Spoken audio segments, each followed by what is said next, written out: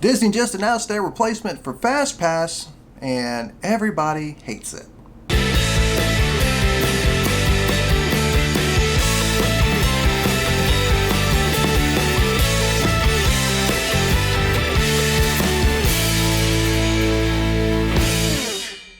That's right, FastPass has passed away. It is gone, it is kaput, it is no longer, and it's not coming back. So, what did we get?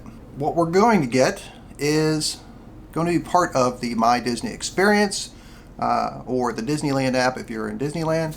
But man, people are not happy about it at all. Pass holders are really mad. So here's what we know right now. So the replacement for FastPass is Disney Genie, a beloved character. He has a couple of evil twins named Genie Plus and Lightning Lane individual selection. You're a you know that? Disney published about 3 videos on the subject announcing it. The 3 videos have been only liked by about 10%. 90% on average hate this idea. What is it about it that they hate? To figure that out, we've got to look at Genie Plus, and the Devil, IAS. Let's take a look at it.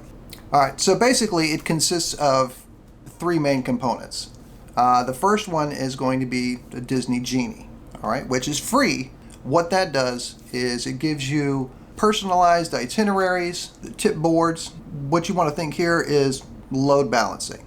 They are letting you know what rides, of the rides that you want to attend or go to, are available. It would be the best time to attend those rides. Just like we do in networking, we have load balancers which say, okay, I've got this one server that comes in here that's getting all this traffic. I'm going to take some of that traffic and I'm going to move it over to here to kind of level the load. Well, it's the same type of principle, except they're doing it with people. So that's a good thing for the most part. It kind of lets everybody even the playing field a little bit, and it gets everybody to be able to enjoy more rides and get on the rides that they want. That's a pretty good feature. Another thing that it does is it gives you attraction statuses. You have forecasted future wait times, attraction virtual queues, standby wait times, things like that. Kind of give you an overall view of what's going on in the park at any given time during the park. And if something changes, it changes with it. That's a great feature. I've been waiting for that for a long time. Another thing it has in there in Genie is the dining availability. So you can order, it tells you when to order your lunch on mobile order, and you can order it, go ride a couple rides that it has laid out for you in your itinerary, and by the time you're done with those rides, your food will be ready to pick up. You go pick it up and you eat without having to waste a bunch of time sitting outside, Ray's Cafe and trying to figure out what you're going to order, and then having to wait 30 minutes for it to come up. I think it's a great idea. Show times, that's a great idea. I love it. A virtual assistant, man, this is a good one. If you got questions, instead of having to flag down a cast member, you may or may not get the right information anyway. You usually do. You just ask the virtual assistant, it'll give you the answer. Yeah, a virtual answer bot. That's what we're going to call it. It's a virtual answer bot. It answers your questions. So, I love that. If it works. That's the caveat. If it works. Hopefully it works better than Siri. Everything works better than Siri. I hate you, Siri. Overall, so far, Genie sounds pretty great. Now is when things get a little hairy. Genie Plus. First of all, you have to pay for it. $15 at Walt Disney World per person per day, and $20 per person per day at Disneyland. Now, why it's more on the West Coast, I have no idea. I have no idea why it's more expensive on the West Coast, but they're probably going to pay for it. So here's what you get with Genie Plus. The FastPass lanes are replaced with something called Lightning Lanes. Now you can make a one-time selection throughout the day from things like Haunted Mansion, Thunder Mountain Railroad, Smuggler's Run, things like that. Subject to availability, of course. This kind of works like the old paper FastPass that we used to use, where you would ride a ride, get a FastPass, ride that ride, go get another FastPass, ride that ride, get another FastPass, and so on and so on and so on.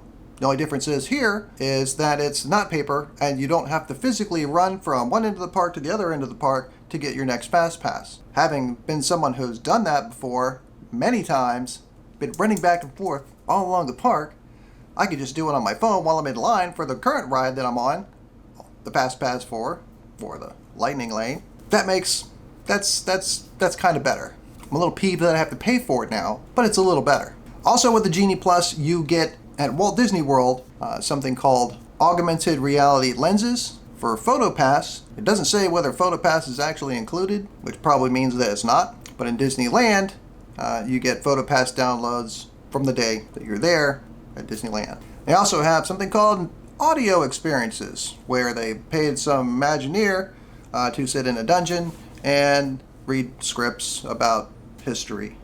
And they recorded it. They're going to stick it on Genie Plus, and it's something you could listen to while you're in the park, standing there looking around, crying or laughing at whatever they're saying.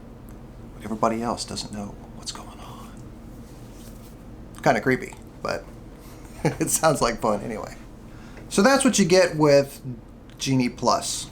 Here comes the money grab. Lightning Lane individual selections. What does that mean? Essentially, that's pay to play. Certain popular attractions are going to cost extra to skip the line. Now typically these are going to be rides like Rides of the Resistance or lines that typically have virtual queues. So for example, if you don't get into the virtual queue and you're dead set on going to Rides of the Resistance and you don't get that 7 o'clock or that 1 o'clock reservation, you can pull out your wallet, you can pay for it. Disney calls this optionability. We call it money grab.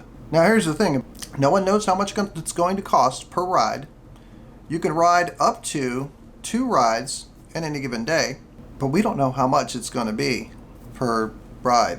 They said it's going to be based upon popularity and attendance. So if it's really busy in the park, price is going to be more.